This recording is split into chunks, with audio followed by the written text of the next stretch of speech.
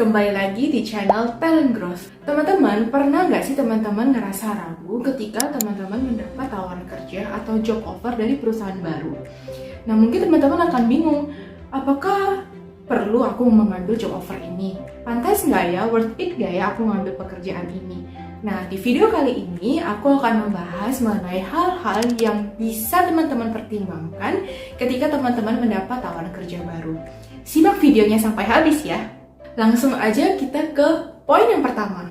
Hal pertama yang bisa kamu pertanyakan adalah mengenai tugas dan tanggung jawab di tempat baru. Nah, teman-teman bisa bertanya pada diri sendiri, kira-kira dengan bekerja di tempat baru, apakah tugas dan tanggung jawabnya sudah sesuai dengan apa yang kita inginkan?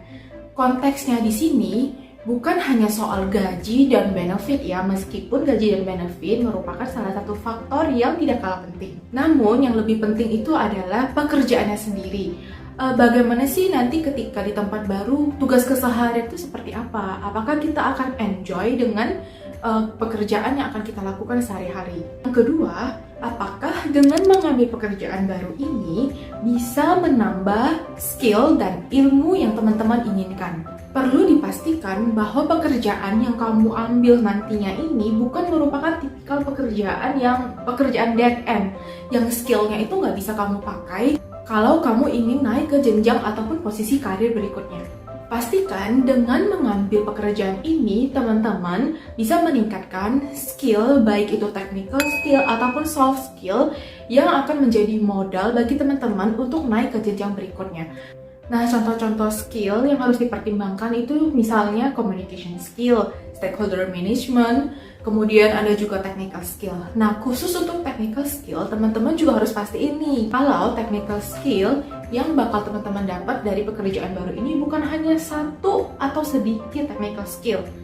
Yang ketiga, teman-teman juga harus menilai apakah teman-teman nantinya ketika di pekerjaan baru, teman-teman akan bisa bekerja sama dengan atasan atau manajer kamu di tempat baru.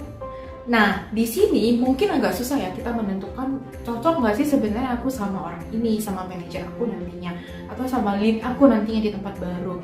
Nah, di sini aku saranin teman-teman pakai intuisi teman-teman. Salah satu contoh yang bisa kita lakukan adalah teman-teman mengevaluasi kembali nih, kira-kira ketika kemarin kita interview dengan manajer atau leadnya kita, apakah kita merasa cocok dan nyambung berbicara dengannya. Selain itu, teman-teman juga bisa melakukan sedikit background check ke atasan yang akan bekerja dengan teman-teman nantinya. Misalnya nih, teman-teman bisa cek LinkedIn profile dari manajer itu sendiri itu gimana, apakah career progressionnya itu bagus, atau bisa juga teman-teman bisa melakukan cek ke social media profile mereka.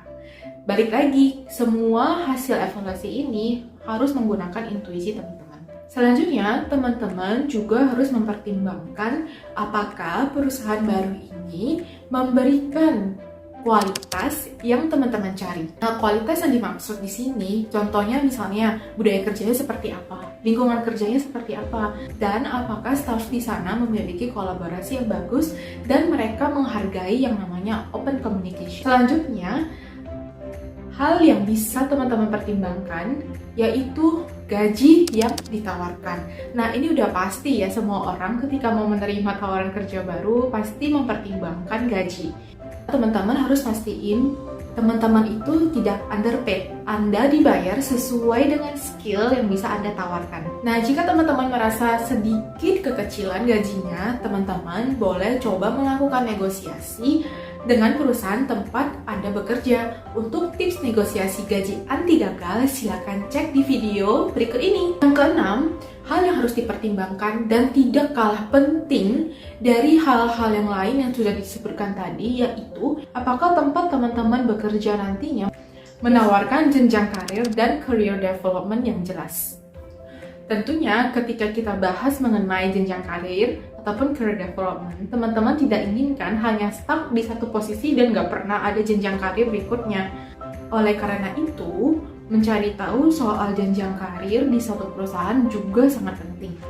Oke, sekian hal yang teman-teman bisa pertimbangkan teman-teman jika teman-teman mendapat tawaran kerja dari perusahaan baru dan teman-teman ngerasa ragu apakah aku harus ambil atau enggak. Kalau teman-teman punya topik yang ingin kami bahas di channel YouTube ini, teman-teman boleh tulis ini teman-teman di kolom komentar video ini. Jangan lupa untuk bagikan ke teman-teman kamu, like, komen, dan subscribe.